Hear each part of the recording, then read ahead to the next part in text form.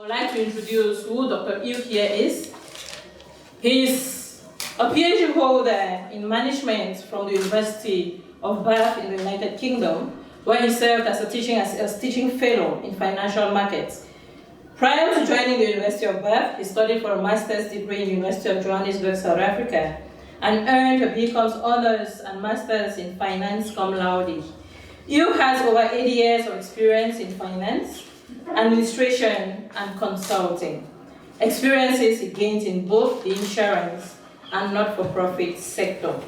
Finally, Yu, who has to his credit 2 awards, the Chancellor's Medal for the most meritorious master's degree and the Future Business Challenge 2013. Merci de cette opportunité que vous me donnez à Afro Policy Institute de Nora Foundation, parce que c'est un grand privilège qu'on me donne en tant que Camerounais de dire ce que je pense sur la création de l'emploi dans mon pays.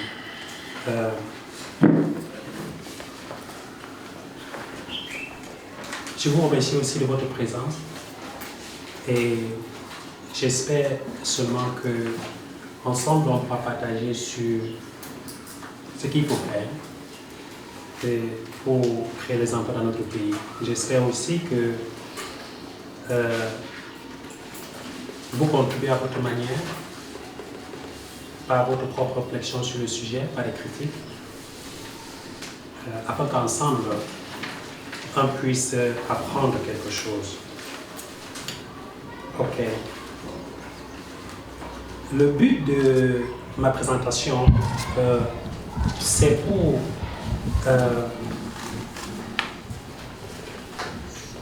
faire le point, à mon avis, sur les lois que le gouvernement peut mettre en place, ou un petit gouvernement, en vue de créer des emplois. Le produit intérieur brut au Cameroun actuellement c'est 3,9%. Et l'inflation c'est 2%. Ça veut dire que le produit intérieur brut réel, en fait, c'est 1,9%. Ce qui est très peu. Pour que le Cameroun devienne pays émergent, il faut approximativement une croissance à 2 chiffres minimum. Et nous sommes à presque 2%. Et ça, c'est vraiment très peu. Alors, je vais me concentrer sur 4 secteurs d'activité. Pas seulement, mais principalement sur 4 secteurs d'activité. Le premier, c'est l'agriculture.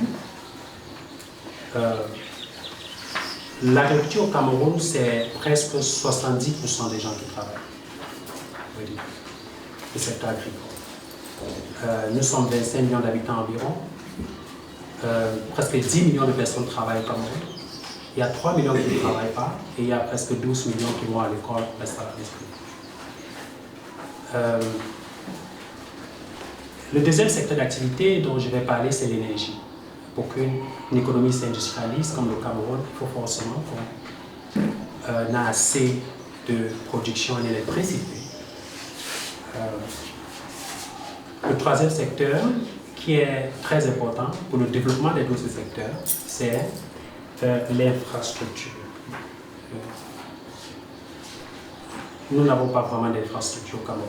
Pour qu'un pays soit émergent, il faut pouvoir avoir des routes afin de faciliter l'activité économique, transport de marchandises, transport de personnes. Le dernier secteur d'activité, le quatrième, dont je vais me concentrer sur, c'est l'éducation. Parce que si vous voulez créer des emplois, il faut que vous ayez un système éducatif très performant.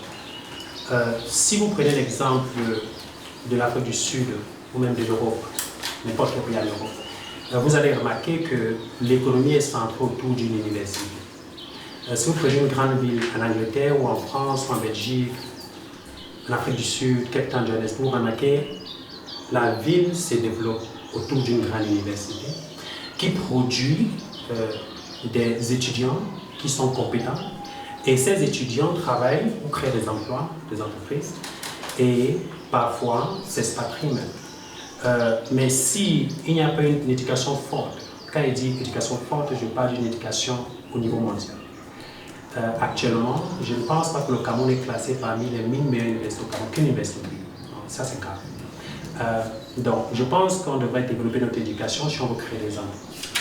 Donc, il y a un autre aspect, ce n'est pas vraiment un secteur d'activité, mais j'y ai juste pensé parce que presque tous les pays qui se sont développés y ont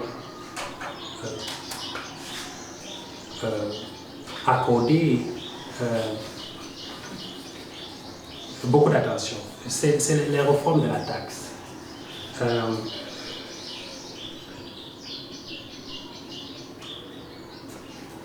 La taxe sur l'entreprise au Cameroun, actuellement, c'est 33%. Si vous prenez la taxe dans un pays comparatif au Cameroun, un peu comme le Nigeria, ils sont à 30%. Maintenant, il faut comprendre que le Nigeria, c'est le voisin du Cameroun et c'est la première économie en Afrique. Nous, on a un produit intérieur brut d'environ 30 milliards de dollars. Et le Nigeria a un produit intérieur brut de 500 milliards de dollars. Ça veut dire quoi? Ça veut dire que si notre gouvernement peut avoir une taxe sur les entreprises plus bas que le Nigeria, ça pourrait faire que certaines entreprises du Nigeria viendront s'installer au Cameroun. Et sur les 500 milliards qu'ils ont de produits intérieurs brut par an, on peut avoir même 15 milliards sur 500. Ça nous aiderait beaucoup. Le deuxième problème qu'il y a, c'est que le fait que nous avons une taxe sur l'entreprise de 33%, nous ne sommes pas compétitifs du tout. Un autre pays voisin, le Niger n'est pas en Afrique centrale. Ça veut dire qu'il n'y a pas de libre circulation des biens et des produits comme dans la zone CEMAC. Et dans la zone CEMAC, si tu prends le Gabon, si vous prenez le Gabon, c'est 30%. Si vous prenez le Congo, c'est 30%. Et si vous prenez la République centrafricaine, c'est 30%. Donc, vous voyez que le Cameroun n'est pas compétitif. C'est un fait. Le Cameroun devrait réduire sa taxe sur les entreprises.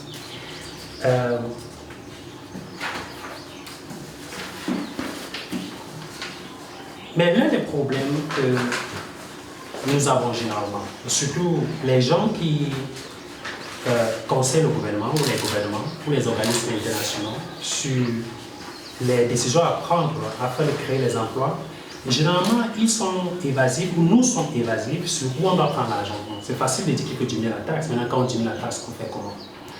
Puisque le Cameroun, par exemple, a un budget de la santé de 5% de son budget, c'est pour la santé, ce qui est très peu. Alors, il faut au moins 10%. Bon, quand je dis qu'il faut diminuer la taxe, on se demande, on diminue la taxe, on va faire comment pour avoir de l'argent? Ce que je propose, c'est de diminuer la taxe de 10 points.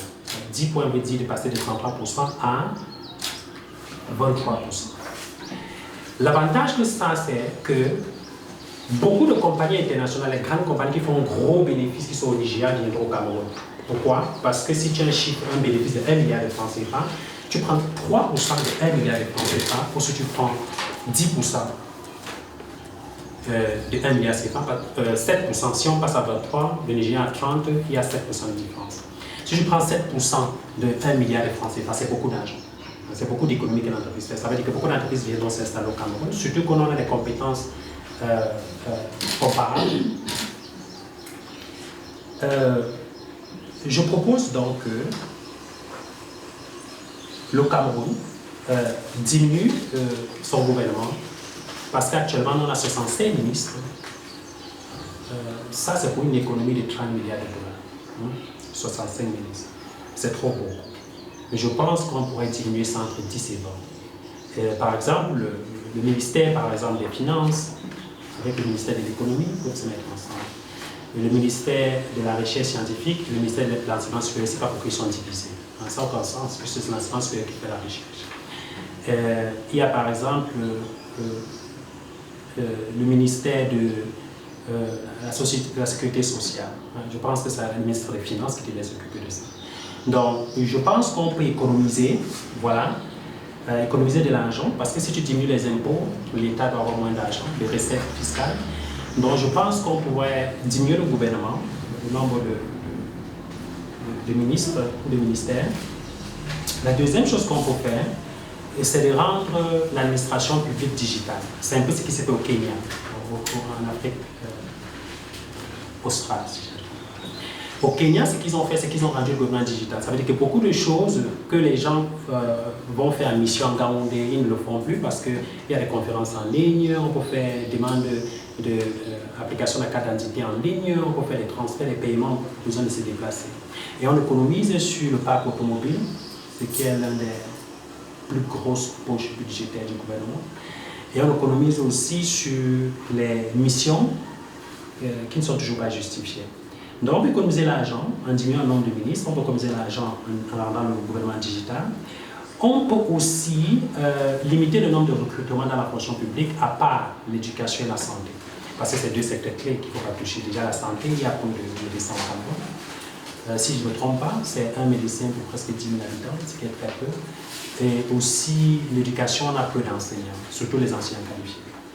Donc, je pense qu'on peut limiter le nombre de personnes que le gouvernement recrute pour économiser de l'argent. Et quelque chose que je n'ai pas mentionné ici, dont je pensais hier, et qui est très important, c'est pour ça que je mentionne, c'est que si on diminue la taxe, puisque le gouvernement a peu de recettes, pour augmenter ces recettes-là, on pourrait être plus efficace dans la collecte des impôts. Parce qu'au Cameroun, le gouvernement paie beaucoup ou est inefficace dans la collecte des impôts. Beaucoup de personnes au Cameroun, acteurs économiques, ne payent pas d'impôts, alors qu'ils devraient payer l'impôt. Et beaucoup de compagnies ne payent pas l'impôt qu'ils devraient normalement payer parce qu'ils diminuent le bénéfice afin que ça les engage. Et il y a 13% des entreprises au Cameroun qui payent les impôts fidèlement. Donc, le gouvernement devrait améliorer sa capacité à collecter les impôts, ce qui pourrait faire gagner substantiellement au gouvernement. Je n'ai pas de chiffres, mais substantiellement.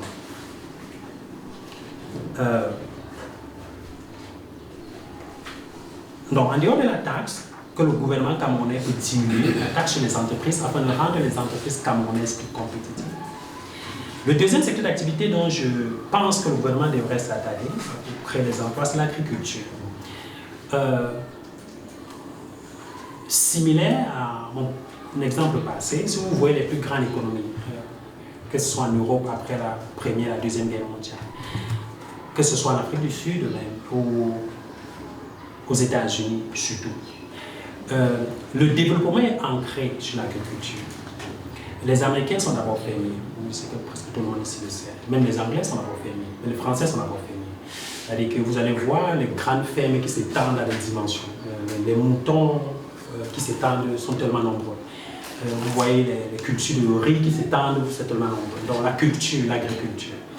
Parce que si le peuple a faim, il ne peut pas travailler. Alors, je propose que le gouvernement camerounais, et surtout que l'avantage de l'agriculture, c'est que beaucoup de Camerounais, presque toutes les familles au Cameroun, je dis presque, si je prends seulement l'exemple de centre et de l'ouest,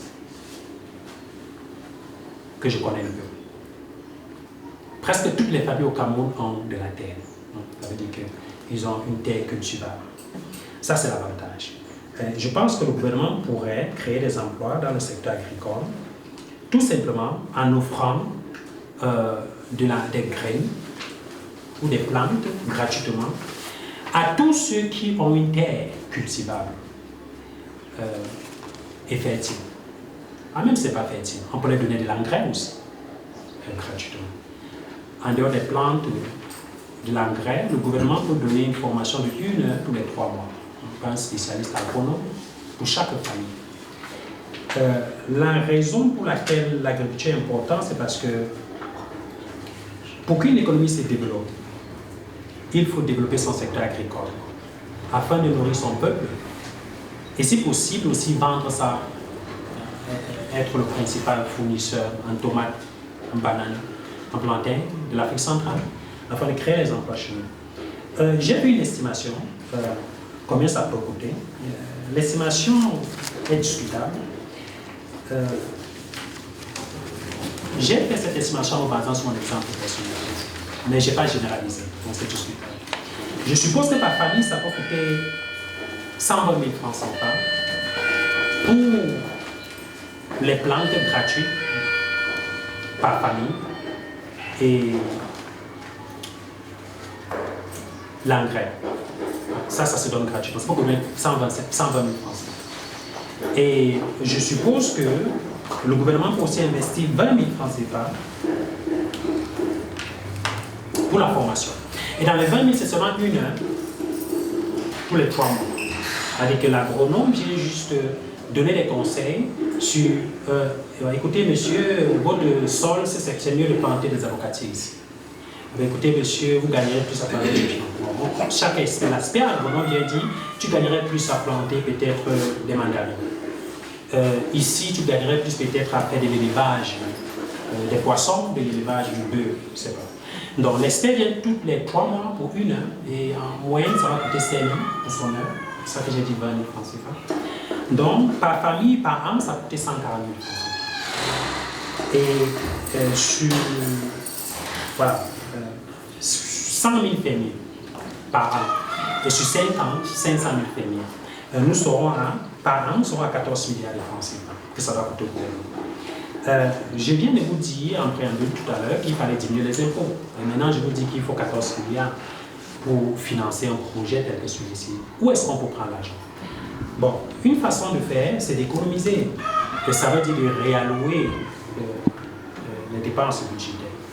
Alors, ce que je propose, c'est de supprimer le Sénat. Son budget, c'est 14 milliards justement.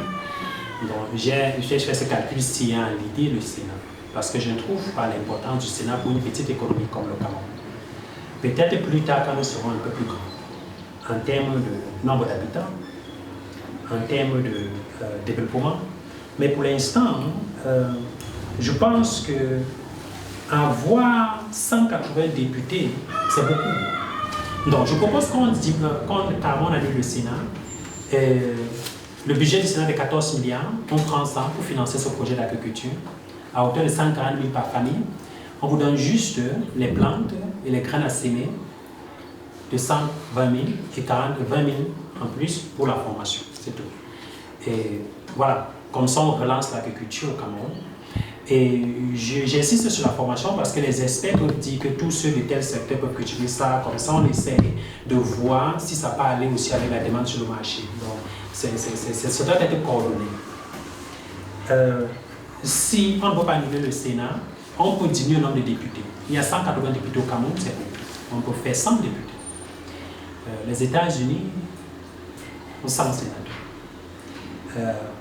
Les États-Unis ont un produit intérieur brut de 20 trillions de dollars. Alors, si tu compares au Cameroun, c'est vraiment pas la peine de comparer. C'est 20 trillions de dollars. Et ils ont 100 sénateurs. Le Cameroun a un produit intérieur brut de 30 milliards de dollars. Et ils ont 100 sénateurs. Donc, je propose qu'on diminue le nombre. Si on ne peut pas annuler complètement le Sénat, on peut diminuer le sénateur camerounais en mettre à 20 sénateurs. Ce qu'on peut aussi faire, c'est de diminuer le nombre de députés de 180 à 100. Comme ça, on fait de l'économie et on donne de l'engrais, on donne des graines, on donne aussi une formation à chaque famille camerounaise qui possède un lopin de terre qui peut être cultivable. Voilà. Donc, ça c'est le deuxième secteur d'activité, ou la deuxième concentration, en vue d'améliorer ou de créer des emplois. Le troisième, c'est l'énergie. Pourquoi l'énergie? Parce que ce n'est pas nouveau. Je ne suis pas sûr que je suis la première personne à vous dire ça, mais le Cameroun a un problème, un déficit en production d'électricité. On devrait produire plus pour la demande, surtout la demande du secteur industriel. Une compagnie comme Alucam consomme énormément. Je doute fort que si on ne fait rien en ce qui concerne la production d'électricité, le Cameroun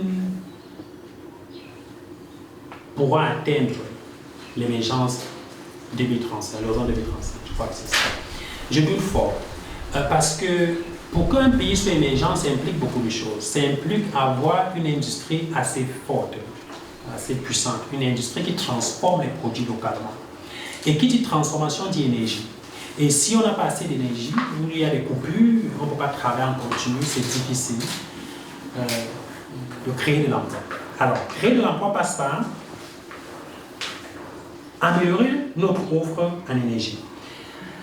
Qu'est-ce que le gouvernement peut faire? Ce qu'il peut faire, c'est donner des incentives, ça va encourager les opérateurs économiques qui investissent dans, par exemple, comme il fait très chaud à Douala, par exemple, au Cameroun en général, qui investissent dans les panneaux solaires, à ne pas payer des taxes pendant 2 ans. Comme ça encourage beaucoup d'entrepreneurs à entrer dans le secteur, parce qu'ils ne vont pas payer des taxes. Alors, l'autre truc qu'on peut faire, et que je propose, c'est de créer une taxe de 10 francs CFA sur chaque paquet de cigarettes, chaque bouteille de whisky ou de vin. Bon, l'avantage c'est que ne pas consommer la cigarette est bon pour la santé. Non, ça ne peut pas être perçu par le consommateur camerounais comme quelque chose de mauvais. Consomme aussi trop de vin, de papier. Donc, je pense que c'est une taxe qui doit passer dans l'électorat camerounais. C'est de créer une taxe de 10 francs CFA par bouteille de vin ou par paquet de cigarettes. L'avantage, c'est que la cigarette et le vin se consomment beaucoup par les Camerounais. Donc, ça ferait beaucoup de milliards. On pourrait investir dans la production de l'électricité en se concentrant sur les petits barrages. Ça veut dire qu'on investit stratégiquement. À chaque fois qu'on se rend compte qu'il y a un cours d'eau assez rapide ou qu'il y a une grosse industrie quelque part comme à l'UQAM, on s'arrange à créer sur le cours d'eau un petit barrage juste pour alimenter au moins l'industrie afin que ça ne ferme pas, afin que ça continue à produire.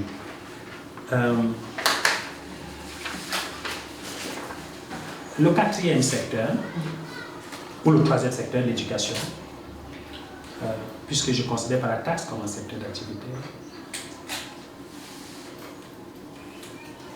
Ceci me tient beaucoup à cœur, l'éducation.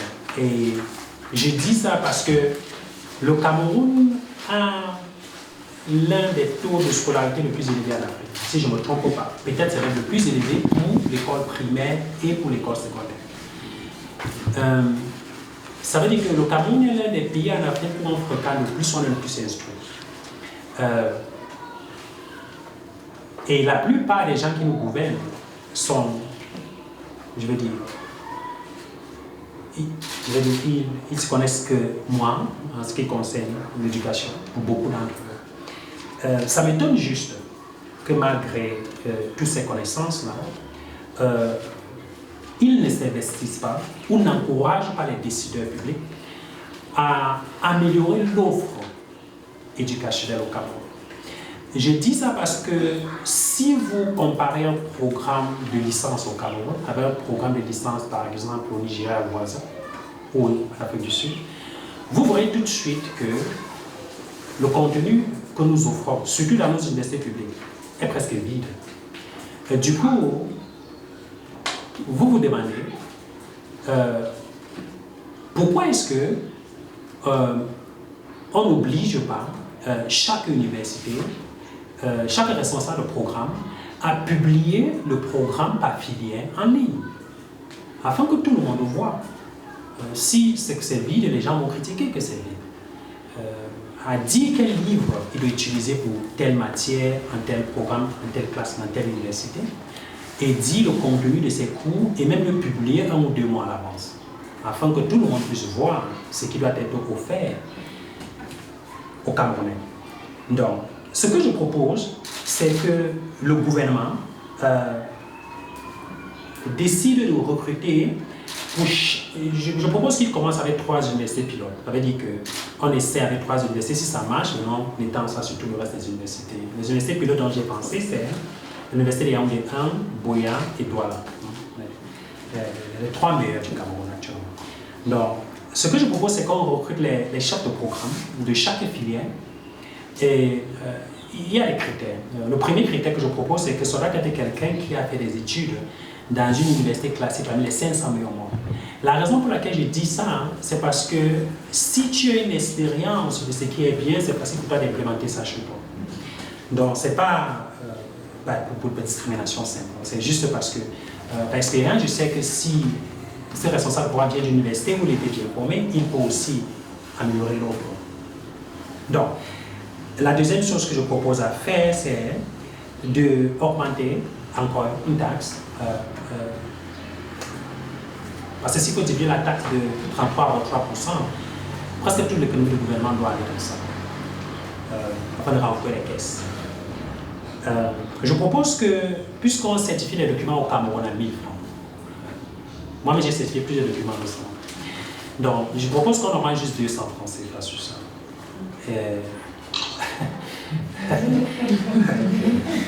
Ok, je propose qu'on augmente 200 francs CFA sur ça. Peut-être pas seulement. Afin qu'on puisse collecter ce qu'on collecte, afin de recruter des gens compétents, afin qu'ils puissent définir par filière, par université, les 3 universités dont j'ai cité, le contenu de chaque programme. Ça veut dire qu'on dit licence en droit, le responsable du programme qu'on recrute, définir dans chaque... Je sais que ça existe déjà, mais je parle même entrer dans les spécificités. Il ne dit pas seulement qu'on va enseigner, non. Quel livre tu dois utiliser ou quel document les élèves devraient lire? Quel est le contenu même? Ça veut dire les cours même qu'il faut donner aux élèves chaque semaine. On veut tout ça. Et qu'ils publient ça à l'appréciation du public camerounais et aussi du ministère de l'Éducation nationale. Afin qu'on compare le contenu, pas juste le programme, les titres, qu'on compare le contenu avec ceux des universités de réputation mondiale. C'est comme ça que ça se fait à l'étranger. Et dans d'autres universités, dans mon université par exemple où je viens, le responsable du programme doit valider son contenu par 2 personnes externes d'aussi d'universités prestigieuses. Par exemple, si vous faites licence en droit à l'université de Yaoundé, avant que vous n'entrez en classe pour enseigner, ce que vous devrez enseigner, le contenu, doit être approuvé peut-être par 2 enseignants que l'université vous dit de l'université de Bordeaux, par exemple de l'université de Liège en Belgique. Si ces enseignants n'ont pas signé et approuvé le contenu du programme, vous ne pouvez pas enseigner. Du coup, ça vous force à améliorer. Parce que quand ça va arriver là-bas à Bordeaux, le gars de Bordeaux, si c'est n'importe quoi, il ne va jamais mettre sa signature. Du coup, vous avez coincé le professeur ici parce qu'il est obligé d'améliorer le contenu de son programme. On peut faire ça par exemple. Ou recruter les responsables de programme, que le travail, c'est d'améliorer le contenu des programmes qu'on offre et comparer ça au niveau mondial. Et il y a des organismes qui comparent ça gratuitement. Il y a des journaux qui comparent ça gratuitement. Et si c'est au niveau mondial, voilà, on commence à enseigner à nos enfants. Si c'est pas au niveau mondial, on améliore encore. De nos jours, il y a même des cours gratuits qu'on peut avoir en ligne. Des cours complètement gratuits. On va dire qu'un cours de finance, par exemple, complètement gratuit. Voilà. La personne qui a mis cela, tu peux utiliser si tu veux. Donc, afin de rendre le Camerounais plus compétitif, ça veut dire que quand Sud-Africain finit les études en Afrique du Sud, j'ai eu des camarades qui m'ont dit qu'écoute, je vais travailler en Angleterre. J'ai dit, il dit oui. Et en 2 semaines, 1 mois, il a trouvé le travail en Angleterre, il est parti. Avec sa licence sud-africaine. Et une Camerounaise avec qui je fréquentais l'université de Johannesburg, elle m'a dit qu'elle veut partir en Angleterre. Elle a cherché le travail, elle a trouvé avec sa licence l'université de Johannesburg. Pourquoi est-ce qu'on ne peut pas recruter un Camerounais qui soit l'université en France? Parce que le contenu du programme n'est pas bon. Ils ne font pas confiance à ce qu'on enseigne. Parce qu'ils se disent que le contenu est trop mauvais. Le Cameroun a un bon contenu au secondaire et au primaire. Est trop bon. Parce que, en ce qui me concerne, par exemple, ma nièce est quittée d'ici à l'école royale. C'est une école primaire à Douala. Au Kouémantéram, ou Kouémantéram, je ne me rappelle pas trop. Et qu'elle est arrivée en Angleterre, son niveau est jugé élevé par rapport au niveau de la même classe qu'elle faisait au Cameroun. Parce qu'elle avait à trop faire les choses que là-bas, les enfants ils jouent encore. Donc, c'est où j'ai compris que notre programme primaire est trop bon. Le secondaire aussi est très bien. Parce que la plupart des Camerounais qui vont à l'étranger, ils sortent majeurs de promotion. Vous prenez n'importe quelle université que je connais. En Afrique du Sud, citez mon université, n'importe laquelle. Le majeur de la promotion, c'est un Camerounais. C'est devenu même une routine là-bas. Je pense que tu es au courant de ça, parce que tu as rencontré là-bas. Le major de la faculté d'ingénierie de l'Université de Johannesburg camerounais pendant au moins 5 ans ou 10 ans. Major de la faculté de marketing camerounaise. Finance en camerounais. Donc, ce que moi j'ai fait, c'est encore que c'est extra que j'ai eu le prix de meilleur étudiant de la faculté d'économie, mais c'est les Camerounais toujours. Cape Town, Camerounais. Durban, Camerounais. Au point où le bac camerounais est connu là. Donc, quand tu cherches à fréquenter là-bas, quand tu as un bac camerounais, j'ai envie de t'admettre. Parce qu'eux, ils ont vu dans le système que le major des filières, Camerounais. Donc, forcément, vous comprendrez que le programme qu'on offre au niveau secondaire au Cameroun est bon. Le problème, c'est au niveau universitaire, où c'est comme si quand on arrive à l'université, on relâche tout. Donc, il y a quelque chose que le gouvernement peut faire, parce que l'avantage de ça, c'est que si vous améliorez le programme universitaire, ça va créer des emplois. Les gens vont sortir, ayant la confiance, créer des emplois. Et même un Camerounais va pouvoir rester aller travailler au Nigeria, en Afrique du Sud, en Angleterre, en France. Il n'est pas obligé de rester ici pour aider sa famille. S'il y a pour travailler au Cameroun, il cherche à l'étranger. Actuellement, ce n'est pas possible. Ce n'est pas possible parce que la qualité de l'éducation n'y est pas. Donc, le quatrième secteur d'activité, c'est les infrastructures. Ceci, je pense que c'est assez connu. Parce que nous sommes en campagne électorale. Je pense que beaucoup de candidats sont en train de parler des infrastructures, quand même, qui est très mauvaise. Quand je parle d'infrastructure, je pense principalement aux routes. Et pour ceci spécifiquement, le Cameroun peut emprunter à l'extérieur. Je sais que la dette publique, c'est 36% du produit intérieur brut. C'est moins de 40% le seuil critique. Ça veut dire qu'on ne peut pas emprunter 4% du produit intérieur brut. Pourquoi je dis qu'on emprunte pour construire les routes? Parce que l'avantage d'emprunter à l'extérieur pour construire les routes, c'est qu'il y aura le regard d'un gouvernement extérieur afin de forcer les choses à avancer. C'est un peu ce qui se passe avec la Chine maintenant. Le gouvernement chinois essaie de mettre la pression pour qu'on avance rapidement dans la construction de l'axe Douala-Yaoundé. Donc l'avantage d'avoir emprunté, c'est que celui qui t'a donné l'argent va te mettre la pression parce qu'il veut que tu finisses vite afin qu'il puisse rentrer dans ses intérêts. Donc c'est l'avantage. Et l'autre côté, c'est que si on construit les routes, ça va causer l'industrialisation d'aller plus rapidement. Ce qui fait qu'il y aura les emplois se créent. Donc l'État va gagner de toute façon. Et l'État pourra rembourser sa dette parce qu'il y aura plus d'entreprises ou plus de business. Par exemple, les agriculteurs qui produisent en Banga, Péja pourront façonner et couler leurs produits sur le marché, camerounais ou gabonais, par exemple. L'autre argument que les gens emploient, c'est que l'une des raisons pour laquelle le Cameroun n'est pas industrialisé, c'est parce qu'on a encore le franc CFA. Et que si on enlève le franc CFA et on introduit une nouvelle monnaie à nous, alors on pourra plus rapidement s'industrialiser.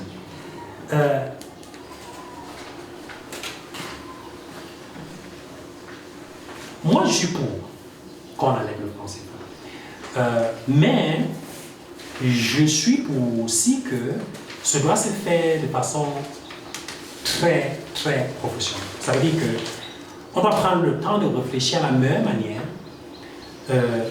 de passer du franc CFA à une monnaie camerounaise sans affecter notre produit intérieur brut. Ça veut dire que sans que ça ait un impact sur notre économie. L'argument que les gens utilisent, par exemple, c'est que l'un des inconvénients du franc CFA, c'est que si l'euro devient plus fort, le franc CFA automatiquement devient plus fort parce que le franc CFA est fixe par rapport à l'euro. C'est 655 euros, je crois. Et si l'euro devient plus fort, le franc CFA devient plus fort puisqu'elle est fixe par rapport à l'euro. Donc, le problème de ce système, c'est que ceux qui exportent au Cameroun, c'est-à-dire que les Camerounais qui produisent et vendent à l'étranger, par exemple, les exportations camerounaises, c'est 5 milliards de dollars. C'est-à-dire que ceux-là, du coup, leur facture devient plus élevée. Et le problème aussi, c'est que ce n'est même pas dû à notre économie. L'euro, le franc CFA devient plus fort parce que l'économie européenne est plus forte. Donc, ce n'est pas dépendamment de l'économie camerounaise. L'économie camerounaise, qu'elle soit forte ou pas, ça change pas le franc CFA. C'est si l'économie européenne est forte que ça change le franc CFA. Et si la France devient plus forte, c'est mauvais pour nos exportations parce que c'est plus cher de vendre nos produits aux gens qui sont à l'étranger. Parce qu'ils devront débourser plus afin d'avoir nos produits, ce qui les décourage, surtout s'ils doivent commander une grosse quantité de produits. Moi, je propose qu'on crée une nouvelle monnaie. Peut-être il faudrait que j'explique un peu comment on crée la monnaie, pour que vous compreniez pourquoi je propose ce que je propose. Pourquoi la monnaie existe? Je sais que s'il y a certains qui ont fait économie ou finance, ils doivent comprendre de quoi je parle. C'est parce qu'avant, il y avait le troc. Le troc me dit que je veux de l'eau, j'apporte peut-être ma mangue, et celui qui a de l'eau me donne de l'eau déjà de ma mangue. Mais le problème, c'est que celui qui a de l'eau dont je veux, peut-être ne veut pas ma mangue. S'il ne veut pas ma mangue, je n'aurai pas de l'eau. Parce qu'il dit que je ne veux pas ta mangue. Alors, et ça c'est un problème qu'a le troc. L'autre problème, c'est que porter les mangues aussi, se déplacer avec, c'est pas facile, afin d'aller chercher de l'eau. Ça c'est le deuxième problème. Et il y en a beaucoup. Maintenant, ce qu'on a trouvé, c'est que un moyen d'échange, que tout le monde fait confiance. On a trouvé l'or. Tout le monde aime l'or. C'est-à-dire que tu as l'or, tu achètes ce que tu veux, tu n'as pas l'or, tu n'achètes pas. Il n'y a plus de troc, parce que le troc a beaucoup d'inconvénients. Le problème aussi qu'a eu l'or, c'est que tu marches avec l'or, t'agresse. C'est l'or pur, on t'agresse. Et le deuxième problème qu'a l'or, c'est qu'à un moment donné, ça peut peser. Peser dans ton sac ou dans ta poche. On peut t'agresser, ça peut être dans ton sac ou dans ta poche. Donc l'or aussi a eu des difficultés. Alors, quelqu'un est venu, les banquiers, ils ont dit, écoute, puisque tu ne vas pas marcher avec ton or pour t'agresser, donne-moi ton or, et je garde. Et je dessine une lettre certifiant que, ok, tu m'as donné l'or équivalent peut-être de 1000 francs. Du coup, il commence à créer la monnaie. Ça veut dire que tu me donnes une quantité d'or et dis, ok, l'or, s'il peut acheter 10 mangues. Et je mets sur un papier qu'il m'a donné une quantité d'or pour acheter 10 mangues, ou acheter 10 sacs ou 2 sacs. Je te donne ce papier. Maintenant, ce papier, tu pars dehors, tu achètes ce que tu veux. Parce que la personne fait confiance au banquier. Là, que n'importe quand, si j'ai besoin de l'or, je peux venir prendre de toute façon. Parce que j'ai la preuve qu'il a gardé son or là-bas. Et il m'a donné le papier en échange du produit que j'ai donné. Je ne sais pas si vous comprenez ce que je dis. Donc, maintenant, le problème aussi qui se pose, c'est que, bon, et ça marche si le banquier est honnête. Ça veut dire que chaque temps que tu viens déposer l'or, il te dit qu'il m'a donné une quantité d'or que normalement, ça peut acheter 2 sacs de ciment. Maintenant, tu vas aussi, avec ton papier, tu achètes 2 sacs de ciment. Monsieur qui vend le ciment te donne le ciment. Parce qu'il fait confiance au banquier que si j'ai besoin de mon or, je vais aller prendre de toute façon. Parce que moi aussi, je vais aller acheter quelque chose toujours avec ce papier. Maintenant, le problème, c'est que le banquier devient greedy, devient égoïste. Maintenant, en cachette seul, il commence à écrire d'autres agents sans avoir reçu de l'or. Il donne il dit gars pour lui, mais maintenant lui il part de l'autre avec sa même signature. Il dit que okay, voilà la quantité qu'il peut acheter 2 sacs d'or. Alors qu'il ne dit pas la vérité. Il n'y a pas de l'or qui correspond à ce papier-là. Du coup, le problème que ça se pose, c'est maintenant ce qu'on appelle l'inflation.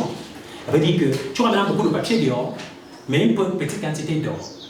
Je ne sais pas si vous comprenez un peu. Donc du coup, on se trouve dans une situation où il y a l'inflation. Les gens se rendent compte que tout le monde a le papier maintenant. Et les gens commencent, comme le papier est beaucoup dehors, chacun veut maintenant aller récupérer l'or. Et ils arrivent jusqu'à ce qu'il n'y en a plus. Maintenant, les gens commencent à dire, oh, on se rend compte qu'il n'y a plus d'or. Du coup, la monnaie perd la valeur. Ça s'est passé au Zimbabwe. C'est pour ça que vous entendez la monnaie perd la valeur. Donc, pour qu'une économie crée de la monnaie, sa propre monnaie, comme le Cameroun, il faut que nous disions quoi? De l'or. Le Cameroun n'a pas de l'or en tout cas officiellement. Dans le budget camerounais, il n'y a pas eu de rubrique or. Mais de façon non officielle, nous on a de l'or dans le sous-sol. Mais on n'a pas de l'or encore physiquement. Donc nous on ne peut pas, économiquement parlant, créer de la monnaie. Ça n'a aucun sens parce qu'on n'a pas de l'or. Ça veut dire que notre monnaie, ça comme le papier, la personne doit faire confiance à ça. Quand on investit à l'étranger ou une bourse de valeur, ne pas accepter qu'on échange notre monnaie. Voilà. Maintenant, ce que les gouvernements font, c'est qu'au lieu d'avoir de l'or, ils ont des devises étrangères, comme le dollar par exemple. C'est-à-dire le Cameroun, c'est pour ça que dans certains pays, quand tu vas là-bas, ils demandent si tu as des dollars sur toi. Ils veulent que tu viennes avec du dollar, afin d'augmenter la réserve de devises étrangères. Ça veut dire que le Cameroun, ce qu'il fait maintenant, c'est que quand le Camerounais, quelqu'un vient de l'étranger avec les dollars et les euros, le gouvernement camerounais, quand ça arrive à la banque, ou à la banque centrale, à la BIAC, ils gardent ça et ils augmentent leurs réserves en devises. Maintenant, ce qui se passe, c'est qu'au lieu d'avoir de l'or, nous on a le dollar. Et les gens font toute confiance au dollar comme à l'or, parce qu'ils savent que même s'ils n'ont pas de l'or, ils ont le dollar, c'est la même chose. Parce que le dollar c'est américain, donc n'importe quand tu peux avoir de l'or avec ça. Donc, voilà une autre façon pour créer de la monnaie, c'est qu'on augmente notre devise étrangère et on crée de la monnaie. C'est pour ça qu'on a pu créer, ou la France l'a accepté qu'on en ait le franc CFA. Parce que nous on a une devise, un compte au Trésor français, où je pense que nous on a l'obligation de conserver la moitié de nos devises dans le Trésor français, afin de garantir que le franc CFA soit une monnaie qui peut marcher. Donc les Français nous garantissent ça au marché international. Donc, en échange qu'on garde nos parties, nos réserves chez eux. Ce que je propose, c'est qu'on crée une monnaie qui soit non pas basée sur l'or, mais sur les terres agricoles. Vous avez dit la terre agricole, mais ce n'est pas de l'or, ce n'est pas le dollar. Oui, mais la terre, c'est l'un des investissements qui ne paye pas le valeur de l'État. Ça veut dire qu'on peut calculer le nombre de terres agricoles au Cameroun, c'est 14% du territoire ou 20%. Ça veut dire qu'on peut créer de la monnaie équivalente en échange, au lieu de l'or, on a nos terres. L'Allemagne a fait ça après les guerres mondiales. L'Allemagne a fait ça. Donc, nous ne serons pas les premiers à avoir fait ça. Donc ça, c'est ce que je propose. Puisqu'on n'a pas de l'or, on peut créer notre propre monnaie, mais en échange de l'or, on peut garantir ça avec les terres agricoles. Ça peut marcher, parce que l'Allemagne a fait ça. Et comme j'ai dit, les gens vont prendre, parce que la terre, c'est quelque chose que tout le monde sait que c'est comme l'or, c'est comme l'argent. La terre, ça s'apprécie en valeur. Donc, je pense que les gens vont accepter. Donc ça, c'est ce que je propose. Ce qu'on peut aussi faire, en dehors de remplacer le franc CFA, c'est augmenter l'accessibilité à Internet. Pourquoi augmenter l'accessibilité à Internet? Parce que beaucoup de petits commerçants camerounais, de plus en plus, ce que je constate, c'est qu'ils trouvent des clients sur Facebook. Ça veut dire que tu vois un jeune Camerounais qui vend, par exemple, un jeune Camerounais qui vend des mèches. Elle n'a pas de client là physiquement, mais elle a un client sur Facebook, sur WhatsApp, qui dit qu'écoute, voilà ma copine, tu m'envoies les mèches de 1500 à Yaoundé et je t'envoie Momo. Donc, vous voyez que très facilement, avec Internet, les petits business peuvent survivre parce que du coup, elle a près de combien? Minimum 5 millions de Camerounais qu'elle peut toucher là, restant seulement dans sa boutique avec Internet, elle peut toucher un marché sur Facebook de peut-être 5 millions de Camerounais. Je veux dire, elle peut dire qu'écoute, je vends les mèches, j'ai telle mèche qui est arrivée. Donc, augmenter l'accessibilité à Internet pour aider les petits business camerounais. Et comment on fait ça? Ce que je propose, c'est de privatiser Camtel. Je sais que vous aurez à constater, je suis keynésien. Keynésien, ça veut dire que je suis pour que l'État n'intervienne pas dans l'économie. Que si on peut privatiser tout en dehors des secteurs clés comme l'énergie, la défense, peut-être la collecte des impôts, mais le reste on peut privatiser. Parce que je crois fermement que la privatisation augmente la qualité du service. Ça c'est un fait. Voilà. Donc, je propose qu'on augmente l'accessibilité à Internet en privatisant la Camtel. Je sais que Camtel est stratégique pour le gouvernement. Mais je sais que le gouvernement peut aussi garder 10% de part, juste afin d'être dans le bord des gens qui décident, afin d'être au courant de ce qui se passe. Privatiser Camtel aura l'avantage d'augmenter la qualité du service. Ça, c'est sûr. Parce que si quelqu'un fait du business, il fait rentrer de l'argent, il améliore le service, parce qu'il veut plus de clients. Donc, on peut augmenter l'accessibilité à Internet pour les petits commerçants, ça va les aider beaucoup en privatisant la Camtel. L'autre truc qu'on peut faire, c'est le tourisme. Ce que je propose ici, c'est le tourisme n'est même pas développé au Cameroun. Juste pour que vous ayez une idée du potentiel du tourisme. Prenez un pays comme l'Afrique du Sud. Le tourisme, c'est 9% du produit intérieur brut de l'Afrique du Sud. 9%. Le tourisme seulement. Ça veut dire que 9% du produit intérieur brut de l'Afrique du Sud. Le tourisme seulement. L'avantage du tourisme, c'est que ça apporte les devises étrangères. Rappelez-vous la création de la monnaie dont je parlais tout à l'heure. Ça veut dire que quand les expatriés arrivent, ils doivent avoir l'euro ou le dollar. Ça augmente le nombre de devises dans le territoire camerounais, ce qui est bon pour notre économie. l'autre truc qui est important avec le tourisme, c'est que le Cameroun a tellement de potentiel. Par exemple, on peut transformer toutes nos chefferies en musée. Bon, je ne dis pas de façon brutale, je parle de façon stratégique. Ça veut dire qu'en accord avec le roi de chaque tribu ou le peuple de chaque tribu, quel compartiment, quelle œuvre d'art il faut présenter. Et on fait la publicité en ligne, on crée un site de culture camerounaise où on parle de chaque tribu, chaque culture. Et surtout, on donne le visa gratuit aux citoyens des pays développés. Et ils ont l'argent. Il y a quelque chose qu'on comprend pas, c'est que si tu veux développer le secteur touristique, c'est pour ça qu'en Europe, par exemple, quitter d'un pays à un autre, tu n'as pas besoin de visa. Parce que les gens voyagent, ils vont visiter les villes, ils vont visiter les campagnes. Donc, ce que je propose, c'est que le gouvernement camerounais retire complètement les visas pour les citoyens des pays développés comme les États-Unis, tous les pays de l'Europe, Singapour, la Corée du Sud. Afin que, s'ils veulent venir visiter le Cameroun, ils entrent dans l'avion avec leur passeport de leur pays, ils arrivent d'ici 6 ans, puis ils visitent le Cameroun, ils repartent. Maintenant, juste sur une semaine, je pense que ce serait bien. Maintenant, ce qu'il propose, c'est si le gouvernement camerounais dit qu'il n'y a plus de visa pour les pays développés, ça va encourager les Européens qui veulent visiter l'Afrique pour la première fois à choisir le Cameroun. Pourquoi? Parce qu'ils ont juste leur passeport, ils en ont l'avion, leur carte d'identité, ils en ont l'avion et ils viennent au Cameroun visiter le Cameroun. Et pour finir, je ne peux pas finir cette présentation sans parler de la corruption. Parce que c'est comme une... la corruption, c'est comme... en anglais, ils disent « a pain in the flesh ». C'est comme un problème que le Cameroun a qui ne peut pas s'en débarrasser. Si on parle de créer de l'emploi, il faut forcément qu'on diminue la corruption. Parce qu'elle est criarde au Cameroun. Nous sommes Camerounais, nous savons que la corruption est criarde ici. Alors, ce que je propose, c'est un truc simple. Et c'est que quand tu es coupable du délit de corruption,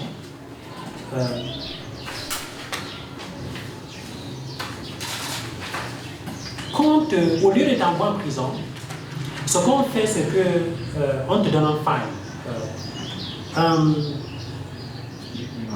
une amende, au lieu de t'envoyer en prison.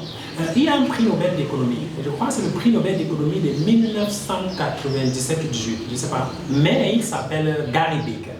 Il est mort récemment, c'est un Américain d'origine juive, Gary Becker.